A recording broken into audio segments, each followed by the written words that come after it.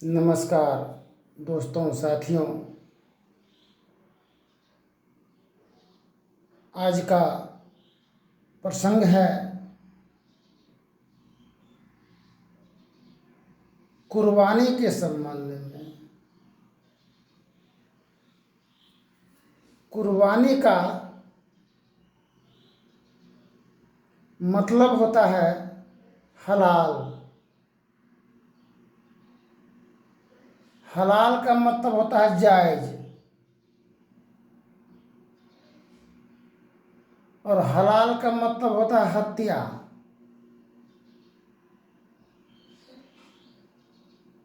जिस प्रकार हम कुर्बानी देते हैं,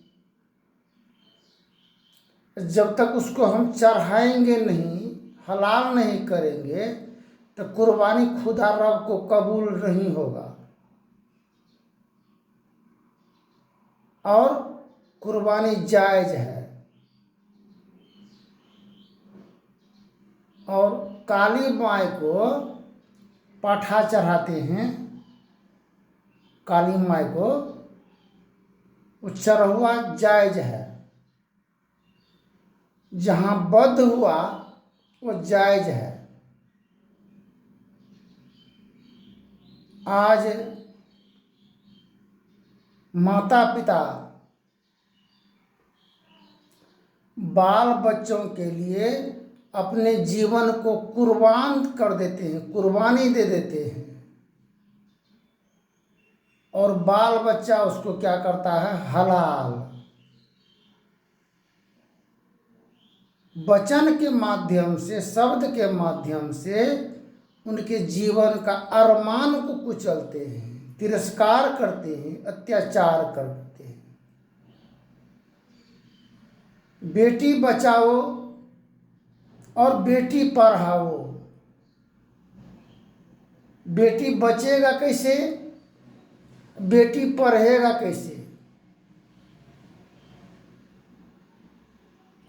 बेटी और बेटा एक ही माँ के शिकम से जन्म लेकर के आता है सरजमी पर, किंतु जितना बेटा पर मान सम्मान होता है माता पिता का, उससे बहुत कम होता है बेटी पर। क्योंकि बेटी पर अधीन होती है। पर अधीन सुख सपनों नाही, रामायण में लिखा हुआ है। बेटी को बचाने के लिए बेटी के माँ को पढ़ाओ, तब बेटी को बचाओ। बेटी की माँ अगर कुशल है, ज्ञानी है, शिक्षित है, संत संगनी है संतों का, तो बेटी का रक्षा स्वतः ही हो जाएगा, कल्याण हो जाएगा। आज घर घर की अत्यधिक घरों से यह विचार सुनने के लिए मिल रहा है, देखते भी हैं कि एक समय ऐसा होता है कि वृद्ध जनों को के साथ पशुवत विचार होता है, अमानवीय विचार होता है।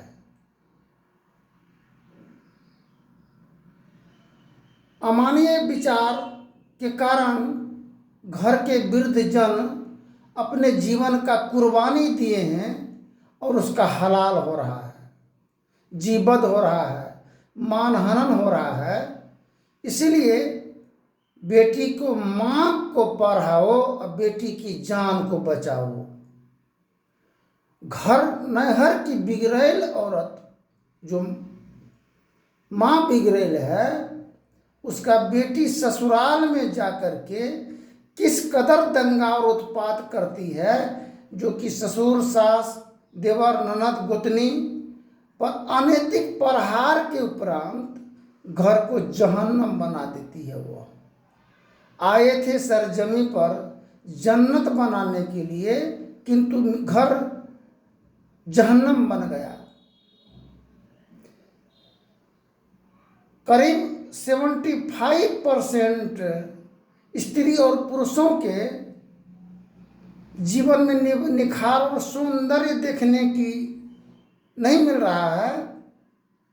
क्यों? ये मान हनन के ही उपरांत जीवन अधोगति में पड़ा है मानव का। इसके ही रक्षा के लिए संत महापुरुष आए हैं जगत संसार में। गलती कहाँ हो रहा है, कैसे कर रहे हैं, ये स्वयं ही पता नहीं है। मनुष्य अपने स्वयं का मित्र है और मनुष्य स्वयं का अपना ही शत्रु है। मेरा शत्रु कोई दूसरा कोई नहीं है, हम स्वयं अपना शत्रु हैं और स्वयं अपना मित्र हैं। संत सरोवर गंग जल तेहि पखारहु अंग, सो दहिया निर्मल भई साधु के सत्संग। जो ईंटा पक जाता है उसको बार पानी में दहने और भसने की कोई जरूरत नहीं पड़ता है। जो ईंटा कच्चा रहता है, कच्चा पकाया नहीं जाता है, वो ईंटा पानी को बर्दाश्त नहीं कर पाएगा, वो गल जाएगा, दह जाएगा, भस जाएगा, मिट्टी में मिल जाएगा। पक जाने के बाद वह मिट्टी में मिलेगा नहीं, मिट्टी से अलग रहेगा, उसका नाम महल बन जाएगा।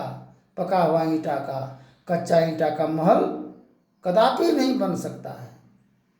इसलिए संत महापुरुष संसार में आए हैं, अपने प्रचंड विचारधाराओं के ज्ञान से इंसान के जीवन को परिपक्व बना देते हैं। जो नाम रोशन हो जाता है, अपना ही नहीं बाल बच्चों के, परिजनों, कुटुंब का, सभी का नाम का रोशन होता है और शोषण से अपने जीवन को बचा लेते हैं। वही हुआ मित्र, अपने जीवन से मित्रता करना। शत्रुवत विचार, कसाईवत विचार, एक दूसरे को शोषण करना, हक मारना, बेवजह परेशान करना, भाई भाई से टकराव रखना, किसी स्त्री को जलील विवश करना, मोहताज बनाना, उस पर अनैतिक संबंध की दबाव बनाना, ये हुआ अपने जीवन से शत्रुता करना हुआ। वो अपने जीवन को जहन्नम में हम ले जा रहे हैं। तो क्या कुर्बानी से और काली माई को पाठा खसी चढ़ा देने से क्या उबारण और निवारण आज तक हुआ? कुर्बानी के मतलब होता है अपने इस जीवन को उस मालिक रब खुदा ईश्वर परमात्मा पर न्यौछावर कीजिए। हम जिसका वंश हैं, हम जिसका अंश हैं। जो मालिक हमको सर जमीन पर भेजा है, क्यों भेजा?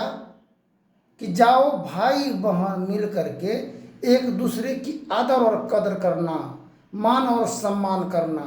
क्या शोषण के लिए नहीं भेजा, तिरस्कार के लिए नहीं भेजा है, अत्याचार के लिए नहीं भेजा है। संत महात्मा आए हैं जगत में और सभी को भिन्न भिन्न नामों पे अनुयायियों द्वारा मतों में पृथक ज्ञात होता है, परंतु मोटी और बाहरी बातों को हटाकर विचारा जाए एवं मूल एवं सार विचारों को ग्रहण किया जाए। सभी संतों का एक ही मत है। आगे के प्रसंग में सुने हैं कि 9 द्वार में पड़ा रहने के कारण पुरुष भी नारी है और नारी भी नारी है। अज्ञानता के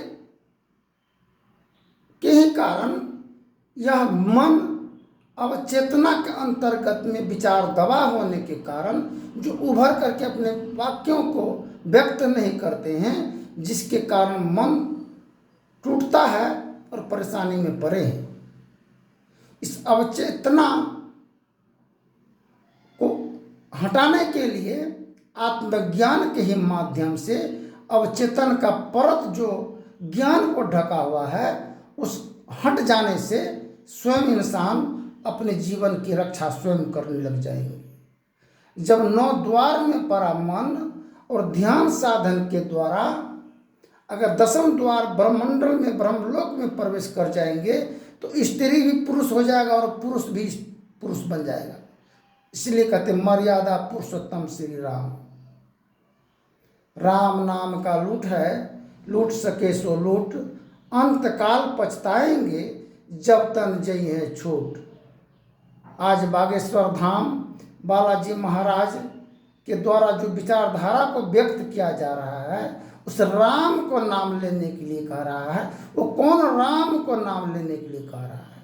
अंतर हृदय में रमन करने वाला राम, उस राम को नाम को लेने के लिए कह रहा है। राम जब सेतु बांधने के समय में लंका जाने के क्रम में, लंका निश्चर निकट निवासा, वहाँ कहाँ संतन की वासा, वहाँ पर केवल राम का नाम लिखा गया था, सीता का नहीं।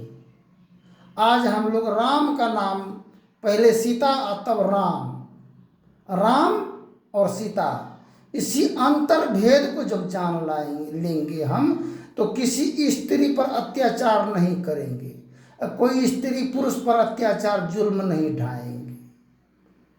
अंग संग, महर्षि महिपुरम जी महाराज की वाणी है, अंग संग हर वक्त रहता, प्रकट हो पाता नहीं, हैरान हो रहे हैं सागिल, जल्द दिखला पाता नहीं। आज मानव वृद्ध जनों का दशा वही है, जिस प्रकार कुत्ता को जब मारते हैं, डेंगाते हैं, चाँव चाँव करके फिर भी देहरी मुखा नहीं छोड़ता है, दरवाजा को नहीं छोड़ता है, भूखा प्यासा पेटकुनिया पार के सो करके आपके दरवाजे पर रहता है, ठीक इसी प्रकार वृद्धजनों की यही दशा दुर्दशा है। घर परिवार में मार खा करके, गाली सुन करके, फट्ठा डंटा खा करके भी देहरी को नहीं छोड़ता है। इसलिए नहीं छोड़ता है कि मेरा बेटा और पुत्र वधू अभी अज्ञान के अवचेतन में पड़ा है, इसलिए उसको न ज्ञान होने के कारण वो ये अनाकृतीय विचारधाराओं का प्रयोग कर रहे हैं। सोने आज नहीं कल जो ज्ञान जरूर हो जाएगा, सम्मान मिलेगा, हमको मान मिलेगा, क्योंकि हम भी ऐसा किए हैं अपने वृद्धजनों के साथ। आज मेरे साथ भी हो रहा है, यह सोच करके बर्दाश्त करके अपना रहता है। संत महापुरुष बार बार जीवन को, सोया मन को जगाने की कोशिश करते हैं। आओ वीरों मर्द बनो, अब जेल तुम्हें तजना होगा, मन निग्रह की समर क्षेत्र में सीधे दिल डटना होगा। वक्त नहीं है ये गाफिल, अब गाफिल होकर सोने का। हम लोग सोए हैं, कुंभकर्ण सोता था, खाता भी उतरे था, 6 महीना सोता था, 6 महीना जागता था। आज हम लोग वही कुंभकर्ण की दशा है, सोते हैं तो रात काल जगते ही नहीं हैं। माँ बाप कितनों गिरगिरा करके रह जाता है, लेकिन इस करवट बदल लेते हैं, लेकिन जगते नहीं हैं। जब तक सवेर में जगेंगे नहीं, काम को अपने हाथ में नहीं लेंगे, माता पिता के हाथों का काम को, तो मेरा दरिद्रता और दुख परेशानी दूर होगा कैसे? दुख के निवारण के लिए पाई पैसा को बचत करके अपने गृह स्वामिनी को 3 चीज देने की जरूरत है, आवश्यकता है, तभी घर की विघ्न कलेश दूर हो सकेगा। भोजन, कपड़ा और उसके अरमान ख्वाहिश की सम्मान के लिए हम जब तक पर अगर हम रहते हैं तो हम पुरुष हैं। पुरुष का दायित्व है स्त्रियों की रक्षा करना, और स्त्री का दायित्व है पुरुषों की सम्मान देना, मान देना, आदर कदर करना।